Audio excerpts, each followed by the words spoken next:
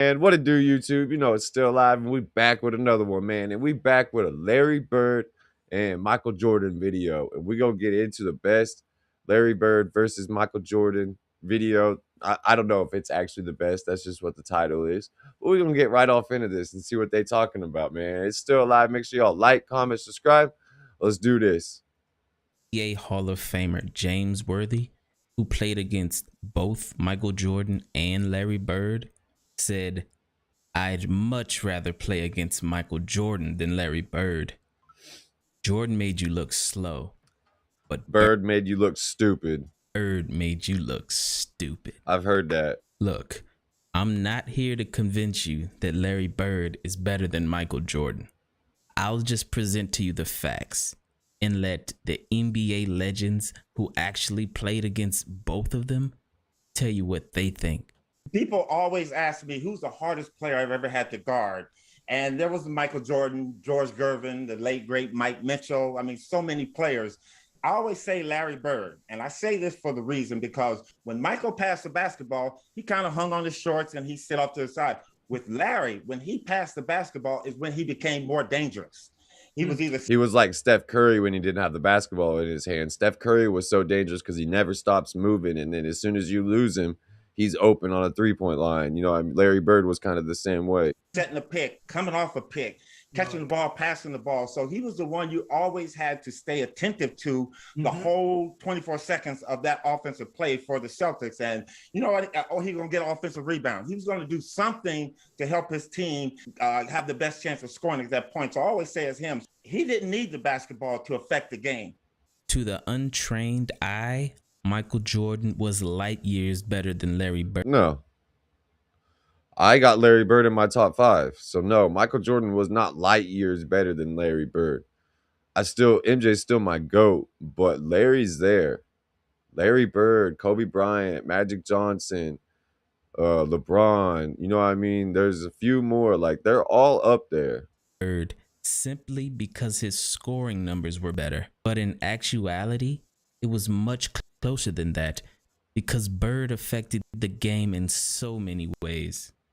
I saw Larry Bird one night in Phoenix. They were losing big time at the half. And they come out in the third quarter, and Larry did not take a shot, but dominated the game. He had 7 assists in the third quarter, and they came back and won the game. He could affect the game without taking a shot. Who else can you say that about to that degree? Nobody. Michael could never do that. Never. Michael had to have the ball. Here's a 1986 magazine on the NBA. And remember, this is a league with Michael Jordan, Magic Johnson, Kareem Abdul-Jabbar, Charles Barkley, Isaiah Thomas, Hakeem Olajuwon, Moses Malone, and Dr. J. And in a league with all of these all-time great players, everyone agreed that Larry Bird was the best. Because in 1984, 1985... You got to think, though, MJ came in the league in 1982. So, yes, in 1984 and 1985, Larry Bird was the best player in the league. MJ was 2 years into the league at this point. He was young. And 1986, Larry Bird won MVP back to back to back. And in the 1986 playoffs, Larry Bird finally faced Michael Jordan head to head. And in game 1, Michael dropped a spectacular 49 points. But Larry Bird had an all-around game with 30 points, 8 assists, 6 rebounds, and 3 steals to lead the Celtics to a victory. Yeah. By game 2, MJ had a revelation. And this is game 2 of the best-of-5 first-round action, and the Celtics will try to make it 2 in a row over the Bulls. We really have to play a complete basketball game. I don't think one man can beat the Boston Celtics. Yeah, that's why MJ had a lot of problems at the beginning because he just didn't have a team around him. Like one man cannot beat a team. One man can beat a bad team, but one man can't beat a great team. But he sure did try because Jordan turned on God mode and broke the record for the most points ever scored in a playoff game. Lead in the first half of the game against the Celtics Thursday. Jordan trying to fake Bird, can't do it. Hits the jumper, but Bird played pretty well. He still lost this game. Defensively against Jordan. I know we started Dennis Johnson out on him, and then we went with Danny Ainge, myself, then Bill Walton, and we was trying to run him to help all the time, but he had his outside shot going so well that he really didn't need to penetrate that much. Jordan hits it, 56 for Jordan, and that ties the Chicago Bulls all-time leader. Jordan with 8 on the clock. Jordan ties the game. Oh, boy. 63 points, and you're looking at an all-time record. Oh, boy. Michael Jordan. But it was an incredible playoff performance. I've never seen it before, and I had never seen it after. That wasn't Michael Jordan out there. It was God disguised as Michael Jordan. But Larry Bird left with the most important statistic of all. The W. The W. 10 on the clock. Bird, pick and roll parry. Yeah, his passing was insane. Holy crap. The floor vision right here, to see over 2 people and see your big man rolling right there. Bird, pick and That floor vision, like, he didn't have to take it. He trusted his teammate. roll parry.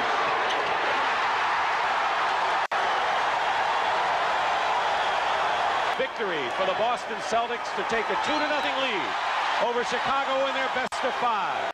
You know, Michael Jordan really fucking had to try to fucking 130, bro. People were not scoring this much back then that often.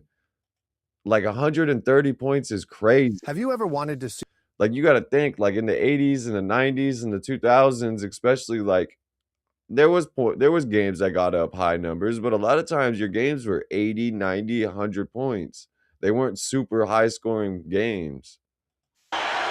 Michael Jordan didn't beat Larry Bird. You showed Michael Jordan going between his legs one time in the highlights, against Larry Bird. And that was the game he got 63. That's when he dropped 63 on Bird. Yes. But if memory serves me correct, they got swept.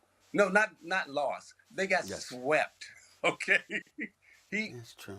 Even though he dropped 63, we stepped all in his ass, did we not?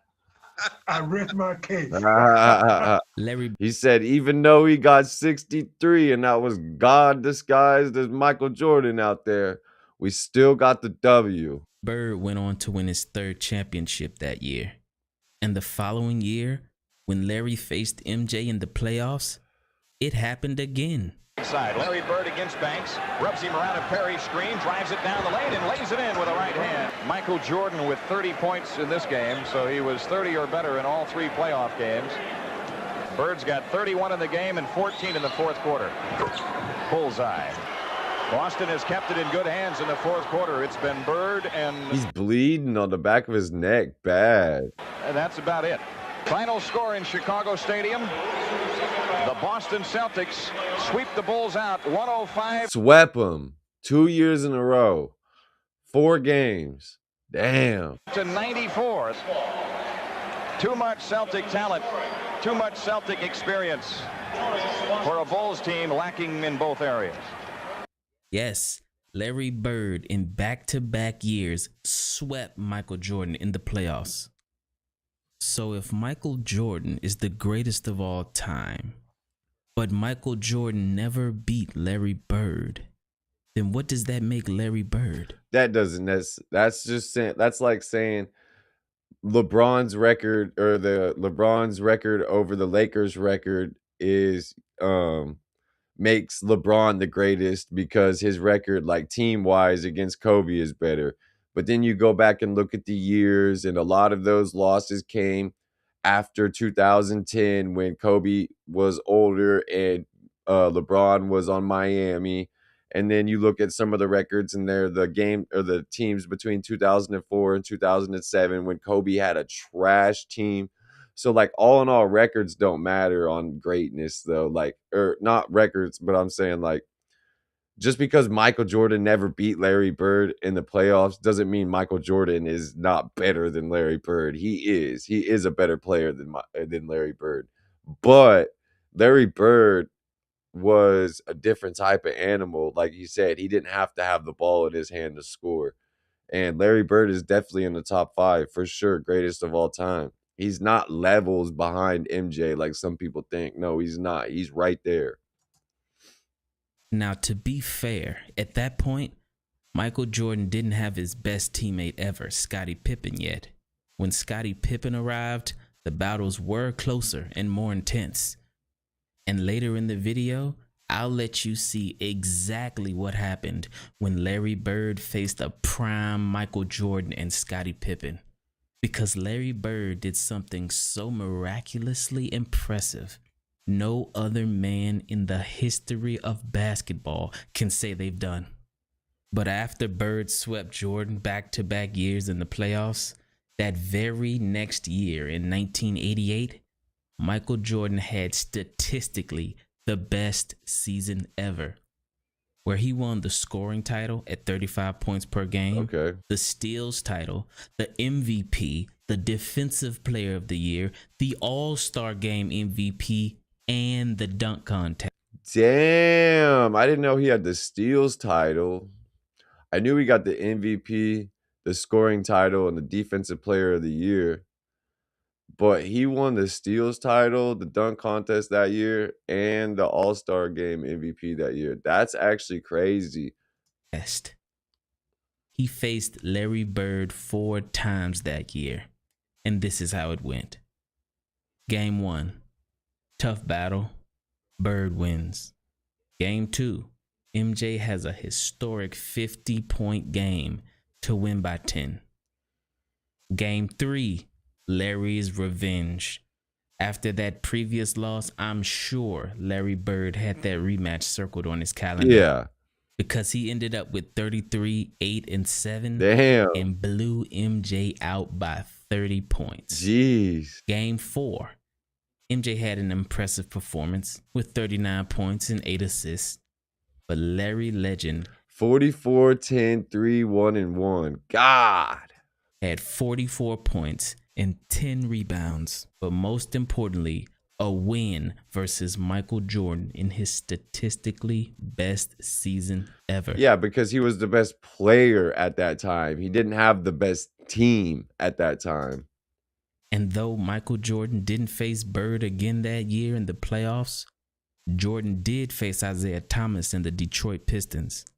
And I'll let Isaiah Thomas tell you exactly how he recalls that year and the rest of the 80s.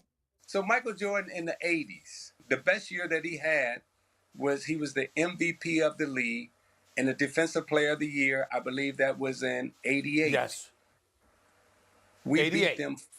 beat them 4-1. I'm gonna say that again. 4-1. They won one May I game, respond? Stephen A. And he never beat Larry Bird. He never beat Magic and Kareem. He never won. And all I'm saying is in the 80s, what I remember in the 80s, it was Philadelphia with Dr. J, Magic, Kareem, Bird, Michael Jordan. He was a non-factor. New Samsung Galaxy He card. wasn't a non-factor, Earn but he definitely wasn't 90s MJ yet because he didn't have the team around him and he still was learning. Adds up to more. He was still learning the game. He wasn't a non-factor, but yes, those other teams were more of a factor back then. Non-factor. Is this your GOAT? But after Isaiah Thomas swept MJ, he did go on to beat Larry Bird in 6 games. And many people touted the Detroit defense for holding Larry Bird to under 20 points per game. But what many don't include in that story is that Larry Bird was noticeably injured with painful bone spurs in both feet. Yeah. So only because of injuries, for the first time in 5 seasons. You can't say only because of injuries. You don't know that healthy MJ, though, or healthy Larry would have beat the Pistons. The Pistons were a real force of nature back then. They played rough. They played physical. They didn't let you get inside. If you got inside, they would foul the fuck out of you and throw you to the floor like. Larry Bird would not make the NBA Finals. Starting the following year, Larry Bird had season-ending surgery on both feet after playing only 6 games. But sadly, it only got worse. because that following offseason, Larry Bird broke his back and was never the same again. He's lucky he was able to walk.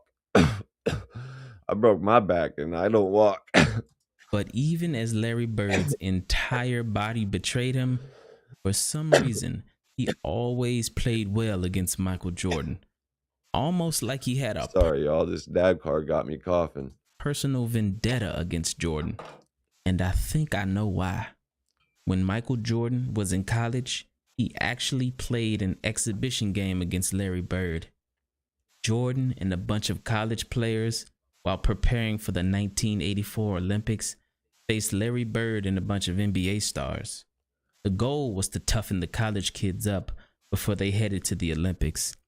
So during pre-game warm-ups, when Jordan chased the loose ball to the other end of the court, Larry Bird picked the ball up. But instead of handing it to Jordan, Bird kicked the ball over Jordan's head to the opposite end of the court. And I guess you could say Michael Jordan took that personally. Now look at Mossy. Really? Oh, so that's how you're going to play it. You going to do this? Okay, fine. That's all I needed. That's all I needed for him to do that. And it became personal with me. Michael Jordan dominated that game. A young Michael Jordan actually carried a team full of college players past a prime Larry Bird and a bunch of NBA players. I never heard of this. That's crazy. I did not know that. Michael Jordan won the battle. I've watched The Last Dance, so I guess where Michael is talking about it right there, you know what I mean? Or those interviews and stuff, I guess I just don't remember this story. That's crazy. But Larry Bird won the war. I think Larry Bird took that loss personally because Jordan never really got the best of Larry Bird ever again. When Larry Bird finally returned to the court after missing basically an entire season with foot surgery and a back injury, he faced prime Michael Jordan and Scottie Pippen in a regular season game. The teams went back and forth. Bagley against Paxson, 10 on the shot clock. Jordan on Bird. Quick feed into Jim Paxson for the layup. Larry Bird has KO the read. Jordan the steal. Scottie Pippen ahead to Jordan. Michael for the dunk. Bird against Pippen. Bird working on Pippen one-on-one. Hits the fadeaway. And with 10 seconds to go, it was a tie game.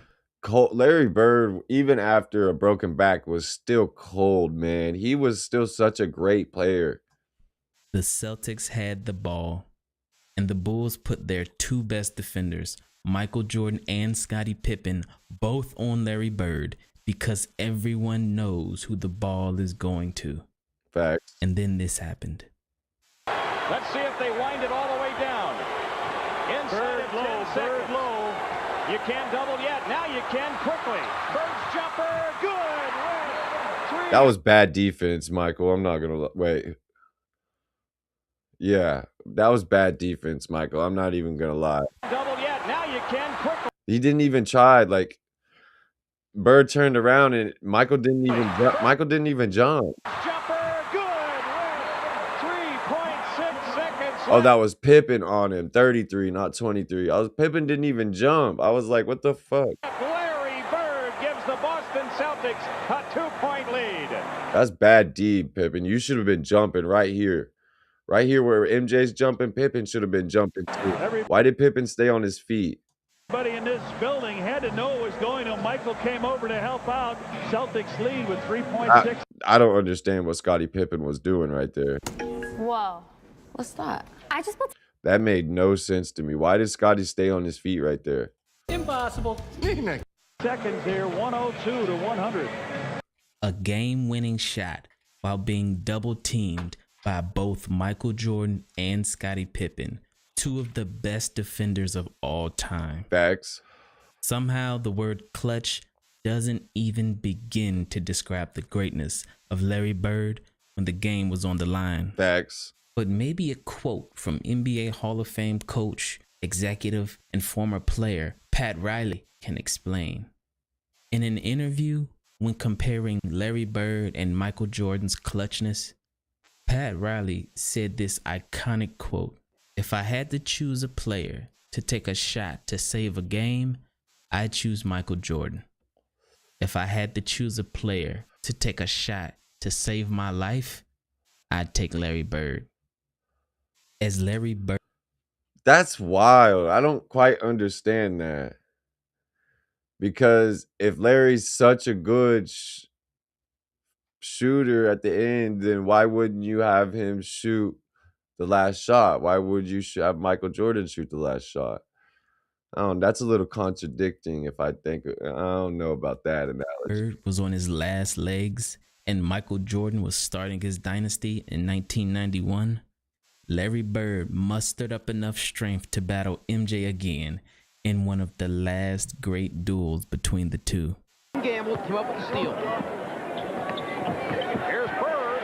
Yes. He was met on a switch by Jordan, and there 69, Chicago 67. Jordan eluding a triple team. Reggie Lewis. Larry Bird. Boy couldn't jump over a 2x4, but damn, he can fucking get rebounds and putbacks among the trees in there. How is this possible? Larry Bird.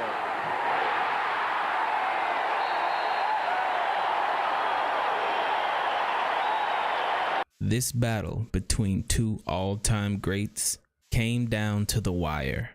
In overtime, it was a tie game with 0.4 seconds on the clock, and the Chicago Bulls had the ball. Pippen now will look to throw in. 0.4 of a second. And here it is, Jordan with the play. Yes! Oh my God, Jordan, that is crazy. Of a second. Fade away out of bounds. And here it is, Jordan with the play. Yes! But it's waved off. Will not count. Mike Mathis. Hold on.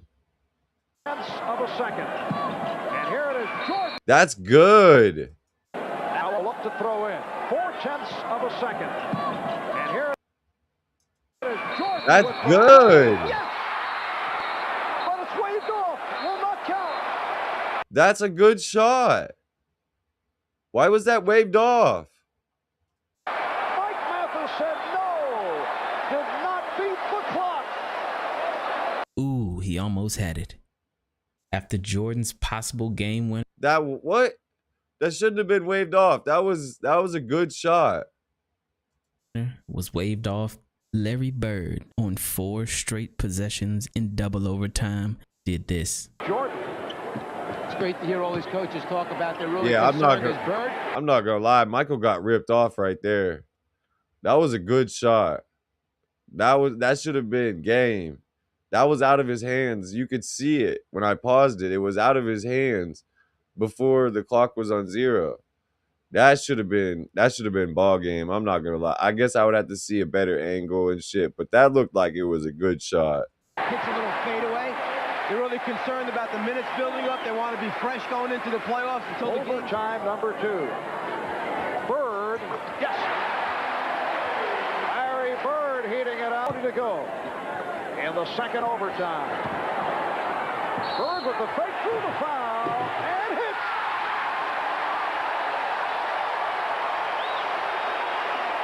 Bird 45 to go in the second overtime. Bird fires. Yes. The crowd couldn't help but chant the name of the greatest player of all time. Shook his head. I'm not gonna say that, but Larry Bird was definitely one of the best we've ever seen. He said, "This guy's too much." And the chant of Larry. Lee Brown beat John Paxson off the pitch.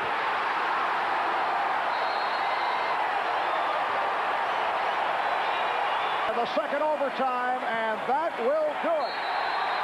The game should have been over already. MJ won the game. I'm not gonna lie. I'm gonna have to go maybe find some different angles of this and shit. But that ball looked like it was out of his hands. That looked like a good shot. The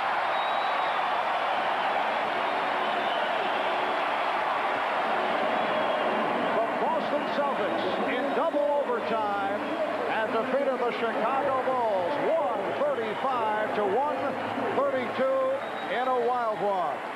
Damn, they had both teams going out the same exit. They don't do that very often nowadays. I don't know. Most of them are on separate sides now. The Celtics held on to win that game, but that year, Michael Jordan won his first championship versus Magic Johnson in the finals, and his dynasty had officially begun. Larry and I were talking, and Michael walks in, and he says, "It's a new sheriff in town." And we both hit each other like, well, he's not lying. Larry Bird retired after that next season, but not before he took the court with Michael Jordan one last time. Except this time, it would be on the same team in what many would call the greatest team ever assembled, the 1992 Dream Team. And rebounded by Jordan. Perez may have realized that may be his best opportunity to get an open look in transition. Magic with the pass that misfired. Jordan with the behind the Ah, Here's Bird. Yes. that was so fucking dope. His best opportunity to get an open look in transition. Magic with the pass that misfired. Jordan with the behind the back save. Larry hits it. Magic Johnson throws a bad pass. Michael Jordan runs it down behind the back to Larry Bird. Like, that's got to be one of the most iconic plays with those three legendary players in the same play. And you just knew that Larry Bird was not going to miss that shot after the great save by Michael Jordan. Larry, I hear that you're retiring. Thank goodness. I'm glad. I'm tired of seeing your face. Well, a lot of sad memories to me, but I enjoyed you tremendously. I wish you a lot of luck, and I think you had a very wonderful career, even though you probably ruined a lot of my successful games against the Boston Celtics. And I'll see you somewhere along the road, somewhere playing God.